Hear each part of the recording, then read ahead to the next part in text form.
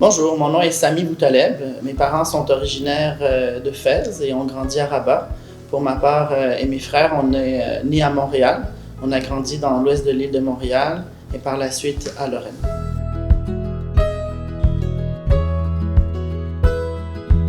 Depuis mon tout jeune âge, il y a toujours eu beaucoup de culture marocaine à la maison. Donc, on a célébré la fête du mouton à travers l'ensemble de la culture et de la richesse marocaine. Donc, on a été, et mon père, à l'époque, a quand même insisté pour qu'on s'intègre bien dans le système québécois.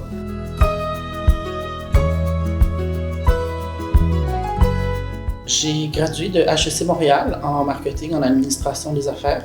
Par la suite, j'ai fait plusieurs diplômes au privé en santé, donc le CFPC en pharmacoéconomie.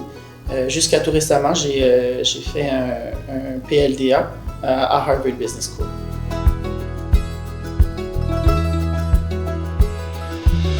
J'ai commencé tout de suite après le bac à HEC en pharmaceutique. Donc, j'ai travaillé pour AstraZeneca, Novo Nordisk et mon dernier emploi comme employé, c'était chez une division de Boehringer Ingelheim, Almat Pharmachem. Alors, depuis 2018, j'ai acquis ma première clinique médicale. J'ai rencontré Dr Marino et à ce moment-là, on a discuté. Après 2-3 rencontres, on a bien sympathisé. On a eu un lien de confiance. Il m'a vendu sa première clinique. Et par la suite, l'année d'après, une deuxième clinique médicale s'en est suivie. Là, actuellement, je gère un petit réseau de cliniques médicales avec mon partenaire Dr Awada. Donc, avec mon partenaire Dr Awada, nous avons des cliniques médicales dans lesquelles pratiquent des médecins de famille et des médecins spécialistes. Donc, la médecine familiale qui est pratiquée dans nos cliniques est générale et a trait à toute la population populationnelle. Et pour ce qui est des spécialistes, ça varie. Gynécologue, cardiologue, chirurgien général, etc.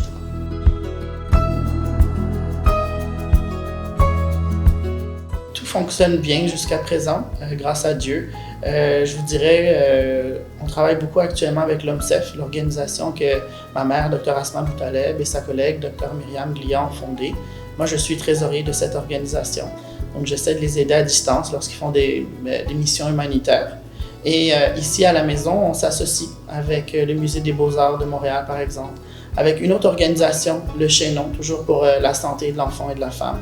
Et jusqu'à tout récemment, justement, avec le Chaînon, on a été en mesure de développer des nouvelles cliniques médicales pour justement aider la santé de l'enfant et de la femme.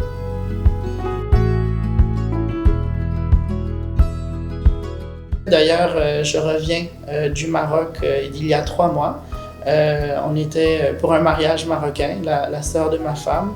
Et oh mon Dieu, combien le Maroc a changé. J'ai été époustouflé que ça parte des infrastructures à Rabat. Bien entendu, les projets éoliens, le projet du parc solaire.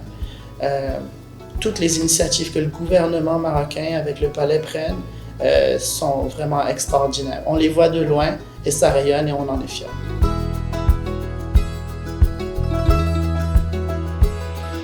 Je pense que lorsqu'on immigre ici, la chose la plus importante, c'est de s'intégrer le plus rapidement possible.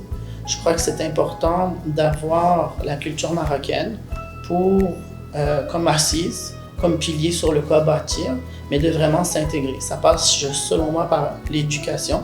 Donc oui, de prendre un parcours éducationnel.